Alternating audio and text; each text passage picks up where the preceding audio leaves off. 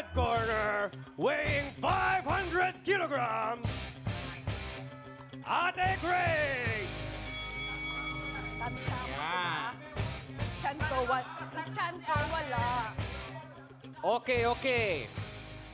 Next. In the white corner, Chan ko walang weighing 5 milligrams and 3 cellulites, Ate Jella! Ayun! Lumabas na ang resulta. Ate Kuring, right, ang resulta natin ay may problema kasi naging bewang po ni ate dahil naging 36, 37, 38 up to 40 agad. Oo, so, pero ang naging sukat niya ay 40, mas maliit ang bewang ni Ate Jella. Jella! Puti, puti, puti! Wala naman sa ano yan, bewang. Ano, te? Wala sa bewang ang sukatan. Kaya paano hindi papalitan